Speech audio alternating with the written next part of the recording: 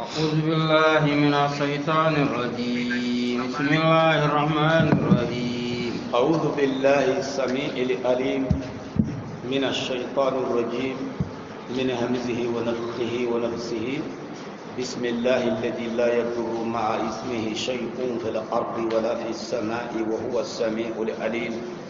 اللهم علمنا ما ينفعنا وانفعنا بما علمتنا وزدنا علما سبحانك لا علم لنا إلا ما علمتنا إنك أنت العليم الحكيم رب اشرح لي صدري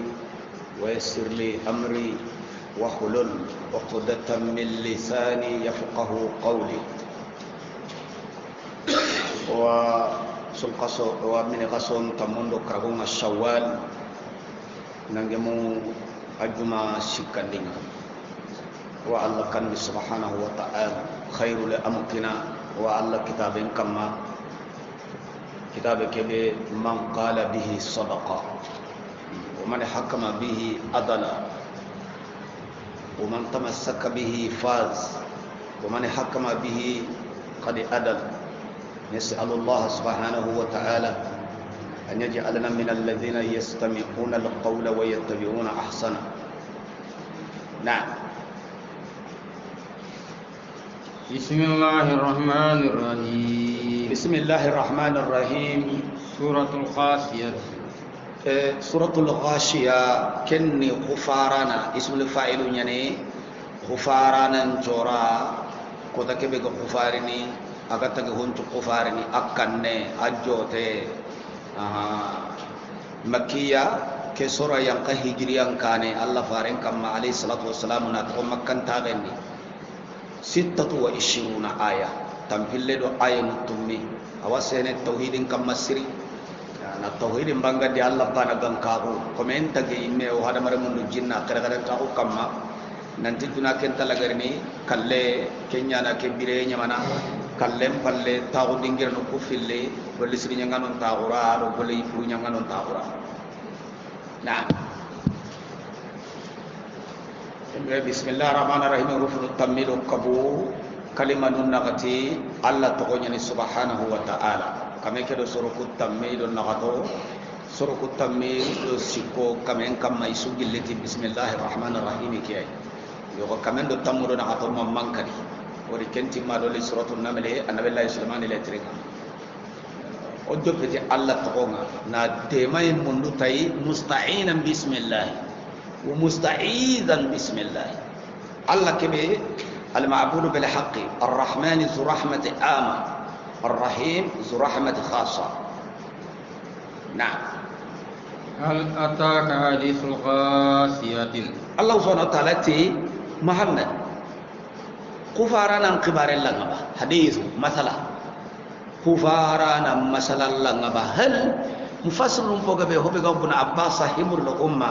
أكيد مفسر نبانكان على كنا يقول هذي حروف المعاني يومتا ورمت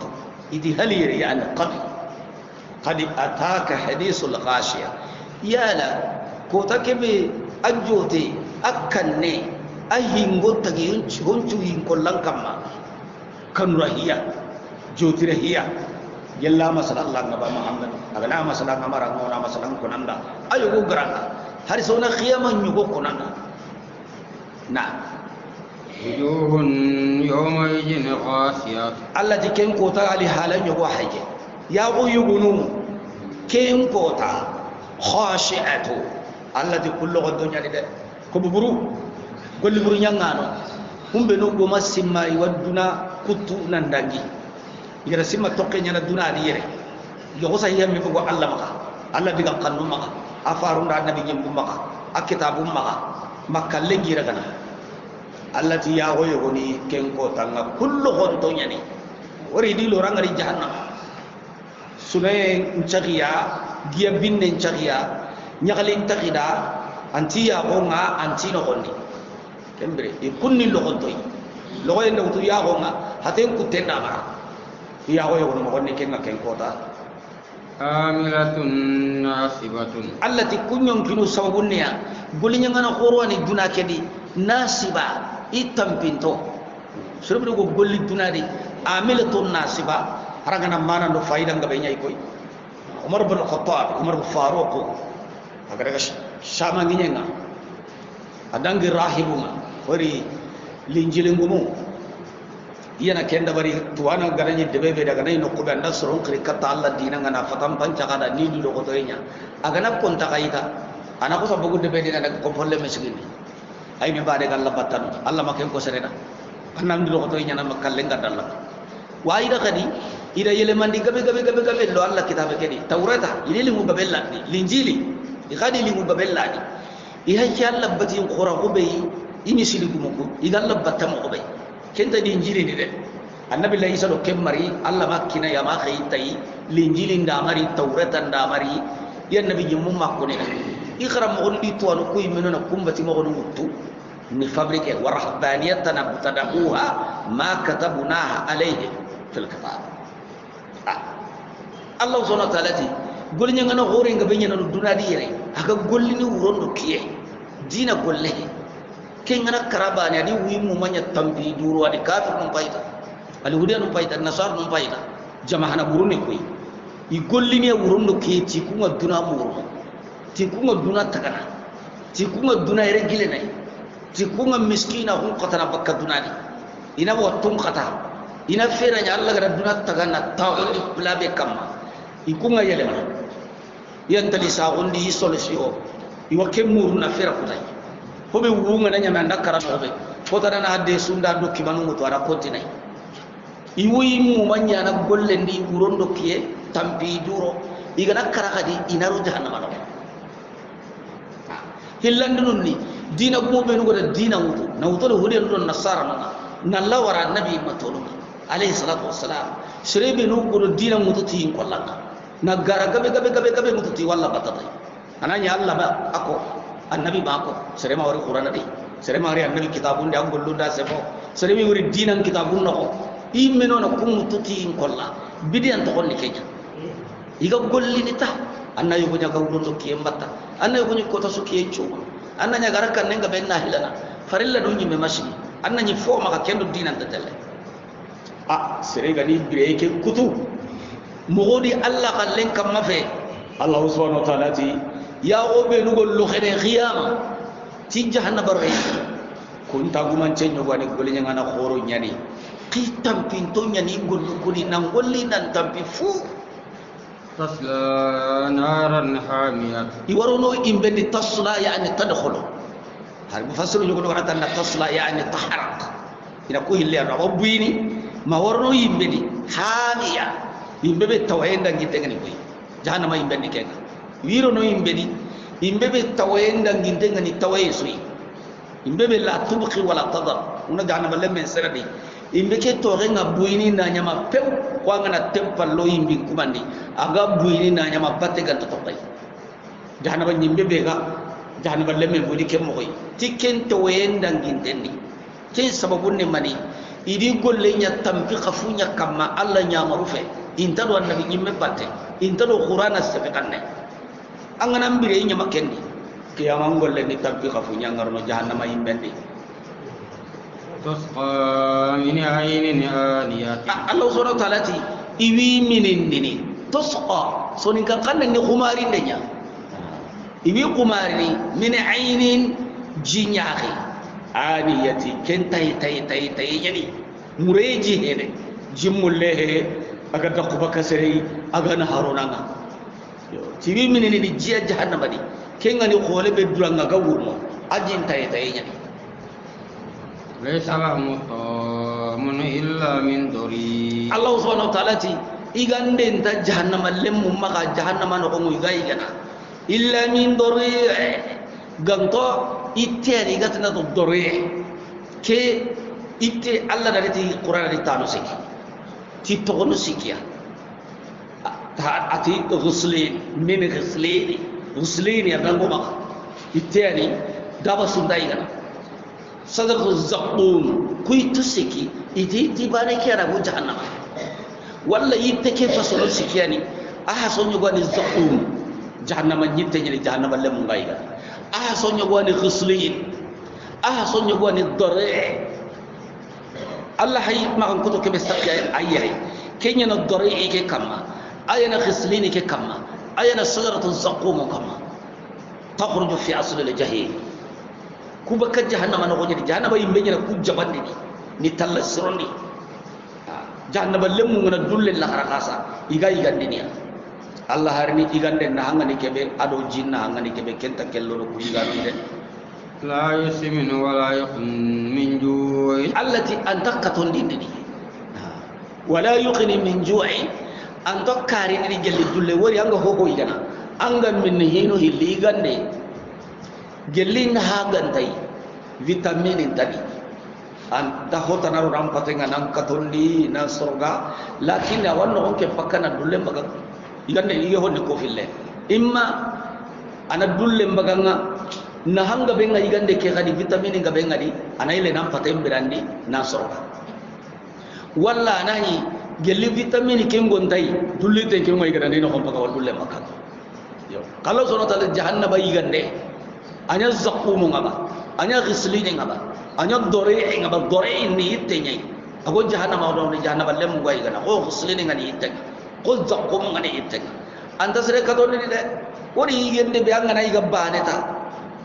anan no ko hon so ka jana no gondi ku sendo no lem foga no gondi awa kesu ka jana so daga bugu tam palle kalle kantam kenta sere kato ni anta dulle ga hanaba kasri ولا يغني من جوع يعني لا يدفع من جوع انت دولة نيونتو بكان قيام مغو الله سبحانه وتعالى سورانغير توكيبي الغاشيه كوتا كيبي تامبيندو اكانندا جوتنغا تاغي هونجو كاماغا سو غفارني التي ياغون تغني توني هلوا يوم تبيض وجوه وتصود وجوه يراتي وجوه يومئذ خاشعه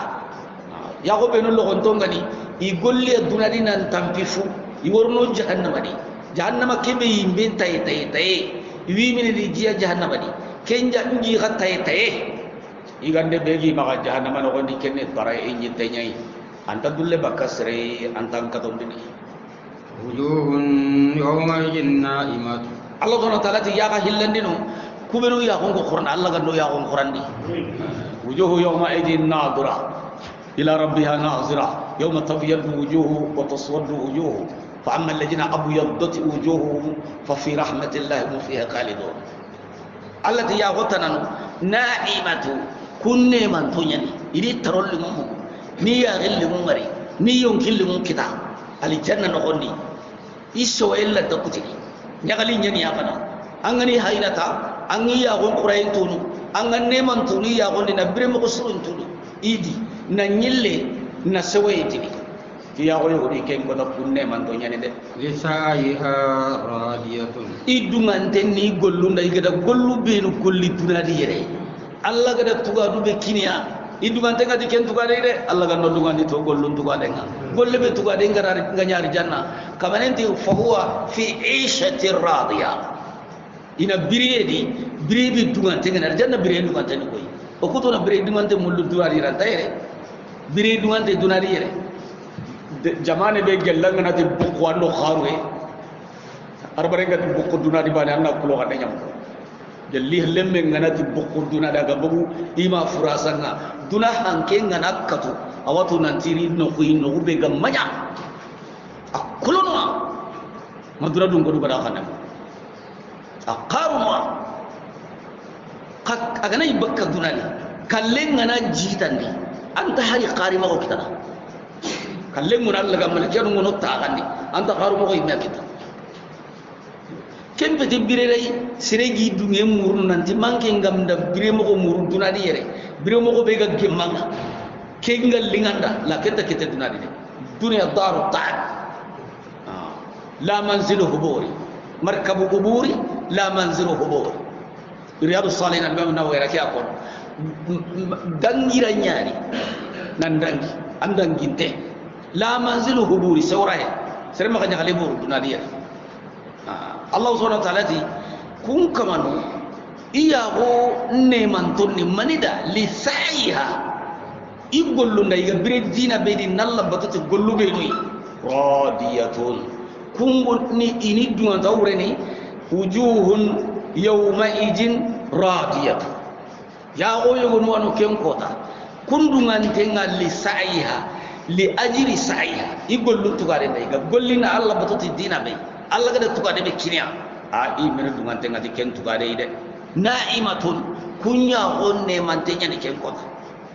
na في جنة عالية التي الجنة دي الجنة كم يقولوا تنتين أنا كلام تنتين الجنة كلام تنتين خالي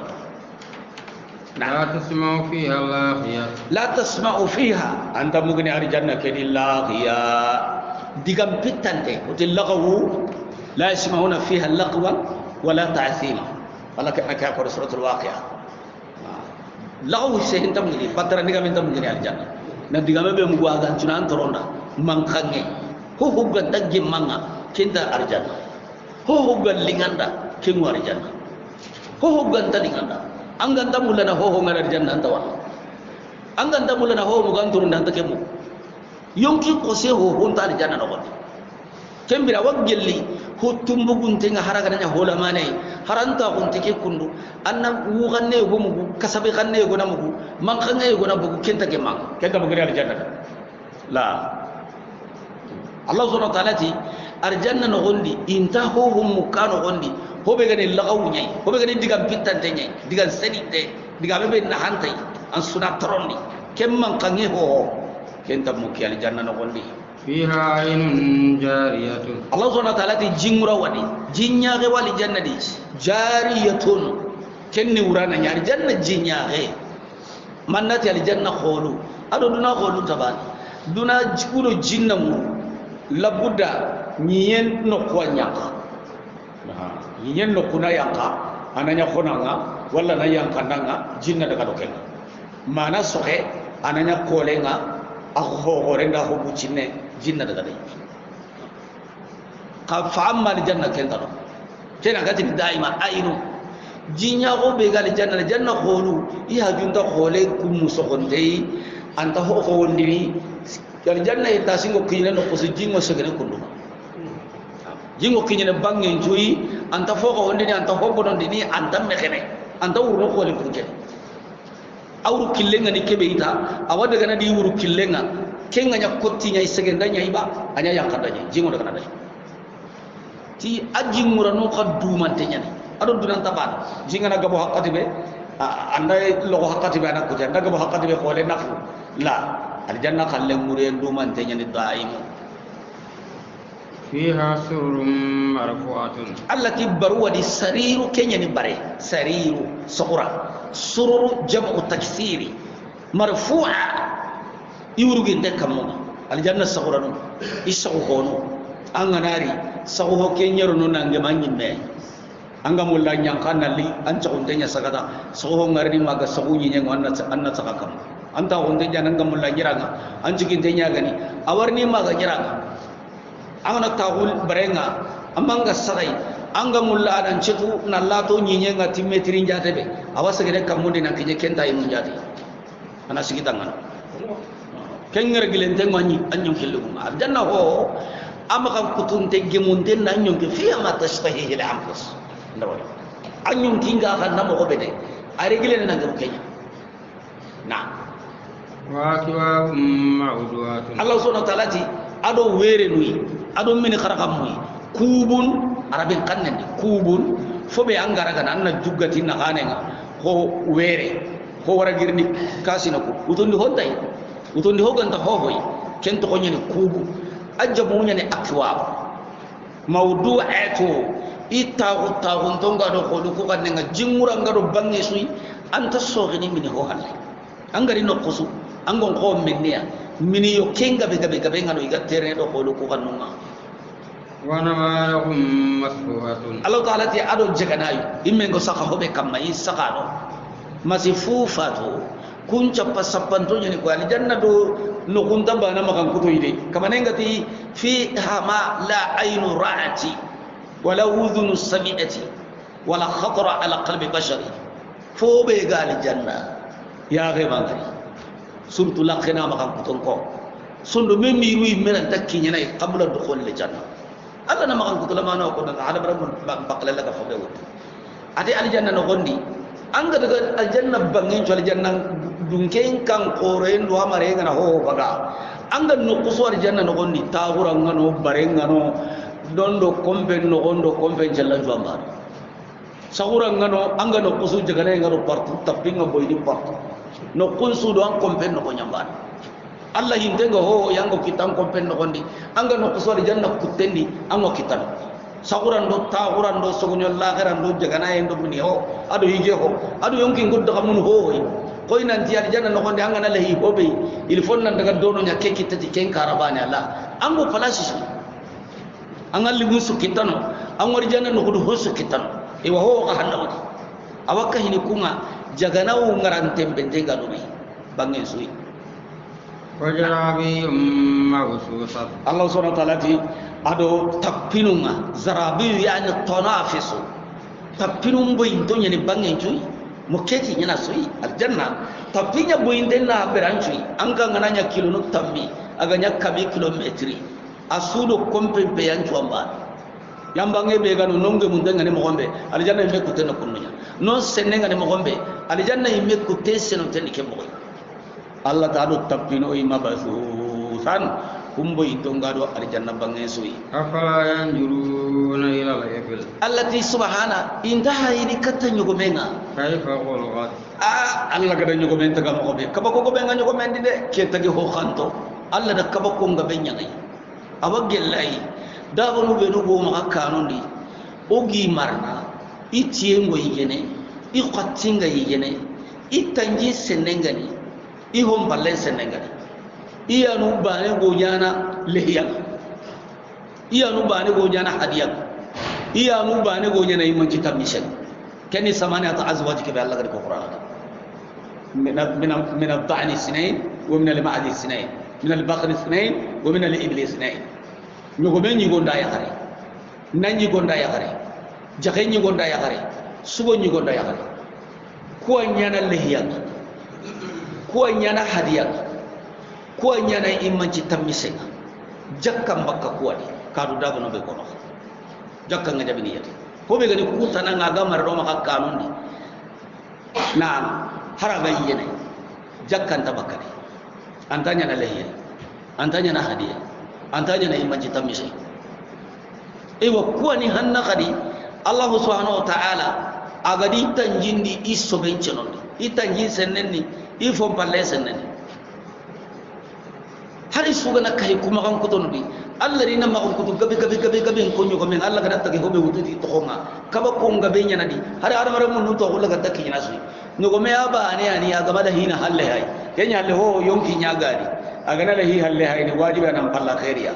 ani men sirimba ani halle hay khanyo go men ngalla lahi halle hay ni aga mala hi me ke girni ni batenga aga dai me ke jabata waya halle me ke sirimba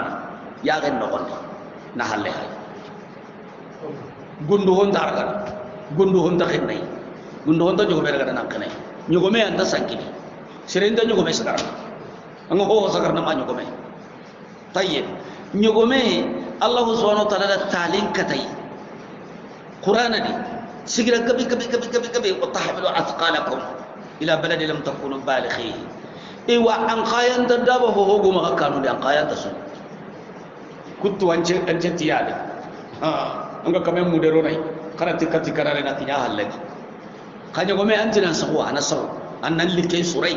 anyi mina sadu nan duguta amna tangiri lemna mucine ngona ta sawa sak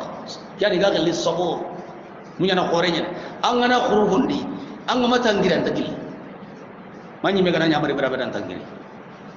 yo Allah subhanahu wa ta'ala atike de adamare mun numma fai katto nyugo men Allah ga de nyugo men taga mo gombe kaba ko gabe ngata ga yake ado tagi gon kutunga bugu me wure kendi wa ila samai kayfa rufiat Allah subhanahu wa ta'ala tin bayni kata kamunga ba Allah ga kamungu rugi mo be afai ga kamma kamu karagi sine terde khadana ga yo bira ke be gar khadana ga kemme birana kamusudo kamuna ga kamubani sui meno gondero enni kemme kala ga urugi mo be gondamanta ga ta kuna wori gondamanta ga ba ganyi yake di adri kamundo ndo nya fay fonti kamma iga jollo kurene tay Allah hay taga ho goro nya koyni nyugo membe guma ganyi nyandi kenno kitenya kamma o ga setay o ga likumo tay o ga hayana agoli munda barini aga nyugo me sembe ngadi koy daba sugo ma ka kanu de an chembe tay daba subo maka kanun ni nyogo men nan go tayi boy ha andamu nguru de angana hobe nyangai andamu nguru de waktu kanan ni takalla waktu kan nambakai na toro ini ko gume aya waktu kan tamu untuk kanan boy tayi Allah subhanahu wa ta'ala ona tage mo hokiyai atora kengara kammu ona fai tage honye no homo ke kammu khanto hada nunyeri ka gelli ko tabe Allah gadi qasigi isigi ifai mo tayi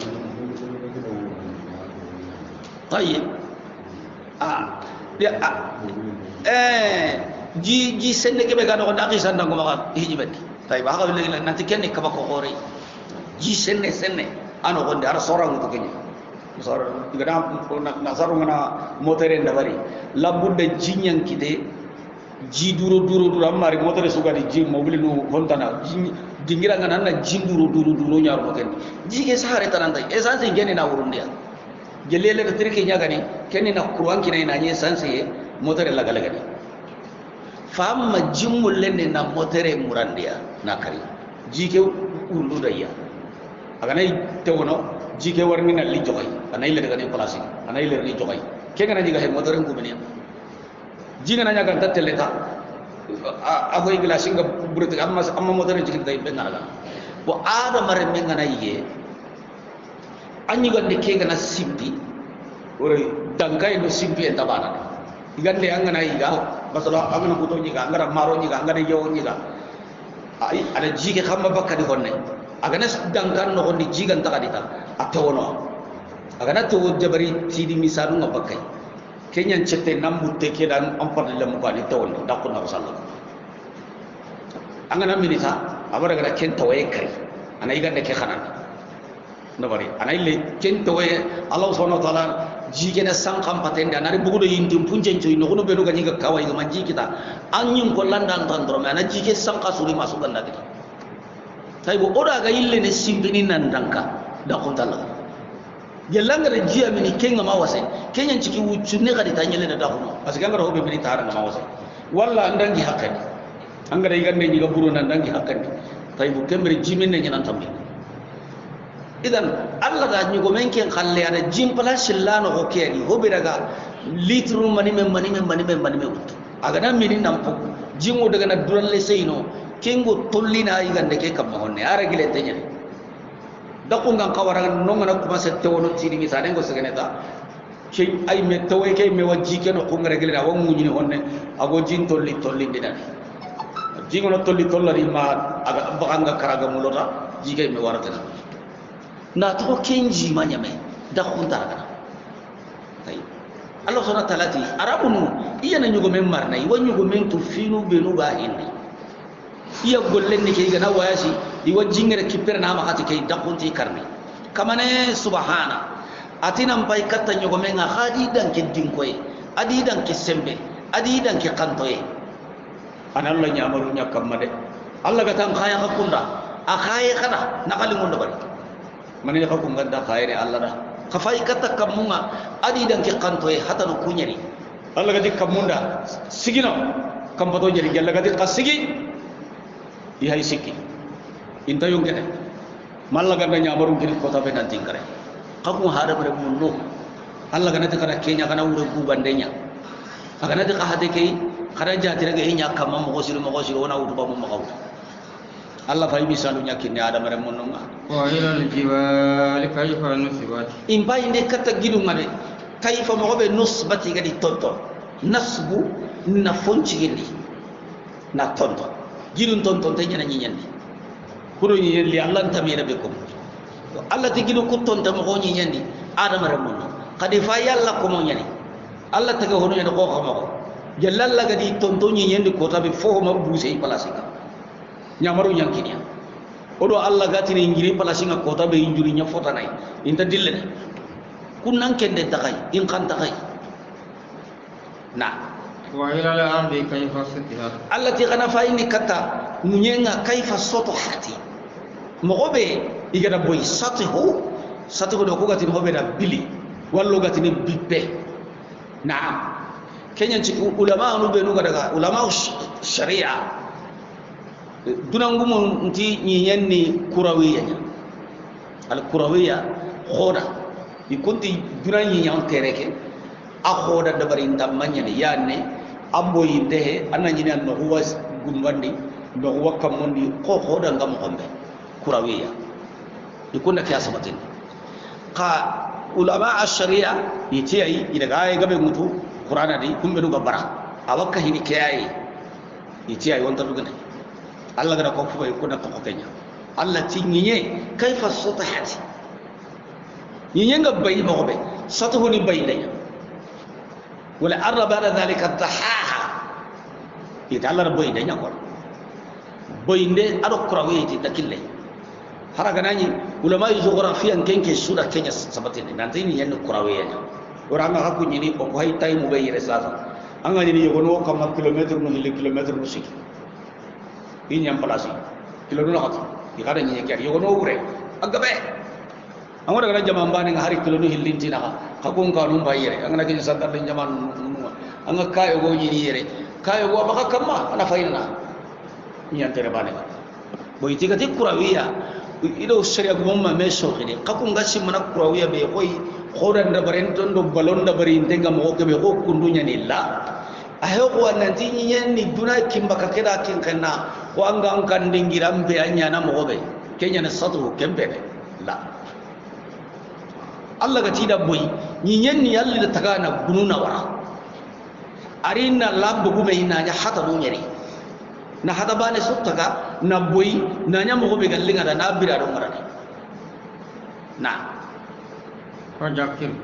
simmandi ni muhammadu kawandi ni wari anta muzakkir anke ni kawandi ne parce que makkan ko nda kabakay de iti faare ana idina ke wara ya da yin cire heti de maka silama o kumta silama ko yabo o kunta nyana ka haran kin yimmi khanta nyana ka ila umbo bure ne ke ido ke ngi mo annabi imta to gondi ni faare ngade annabi nyimme he faare he to mu he ado kebe gari ikunta wutu ibra kemo wasede ilifona faare to maka kana wara ikunya honi maka yindi gumu iya jamane ni iya kisman de beni ko gonde beni haraga da yida suba ko bane ke hakem bu kisman killen do ko killen ni ida na wara ana dawa ke wara nasron ki katidi na ke na wara am pate wajinde ni am pate soron kawande ni keni yada yang kempanga ka nyinya gumenyi nyen kam gumen kam mumure imaka akhbaren ko akko monda atagi honda akan no gonni ngatu keni yada yang kempe Allah subhanahu wa ta'ala ti rasulu kawandi Allah ga nati kebe nyangi kemo nyana koy kawandi ni fa inna ma anta muzakkar an kenni kawandi ndana ide akko wanna qur'ani da akko wanna fatam panjina akiyandi fasda bima tuma ho nyamurungu kinanga abbo wanna sagitaron kama ikumba kabagande dan karunde nan maganjiginde lasta alaihim bimusaitir ampati kam masallatin dana ni sondo mum go ona limanul londi Allah take ngade fa inna ma anta muballigh wa mubashshir wa mundhir nakiyandi nan nyakalindi nan gongondi kennan kamma ma hokontonde de maka hoto ko fukkande de kallahu subhanahu wa ta'ala ti anke ko ni anga sententi nan dimi ganda wutwa harangana sarhudu nyogo negati di tikenni qabla ayati sayyidi la hari nyamaru ngari nanti gaja nyamaru linnang gaja kala dali manur rasul sallallahu alaihi wasallam ay lan tahdi mana ahabat innaman ande baranga ni kebanga maken dabari Allah dan tin ni ana yaumul qiyamah illa man tawalla wa kafara masrebe gana halako tauhid ke ga kafirago ajruhullah wa la ajrul akbar Allah wa ken kamane yangang kata kebe gang qurasu al akbar amati adaban kabira la al akbar omo duna yangang katanya parce que tora be gado silama ko khoto e be gade tampiye be gade Allah gana hobe waran kam majangiro miskina o mo hotana tampiye be gade tora be gade yangang kata be gade amati kenyan cikan kella gantan yimello nawre Allah ti yang ngangkatan ngano kenyang korat dunaru lagara yang ngangkatan jikeng ngani jahannama angana birian cokonni nam palla koy bakat tauhidan na bunga dinang nang kafira ko nang kara kafiri ankara komo bure kara anna sako ko bure ndi ko bure ulien ko tan na giri ko bure wori kahiriana fayu'adhibuhu Allahu li'adhaban akbar Allah na illa na yang kata begang qora yang kata ju dina dahara yang kata su kenni jahannam yang kata inna ilayna iyabahum allati subhana isagena kattoye iyabahum yani rujuuhum komo kuga biriduna de mo gondam be su wucunne yani ille ne katti ke Allah yirine suski di jomme ana thumma inna alayna hisabahum sagi korosin ne ke Allah kam mayna bane su korosin nan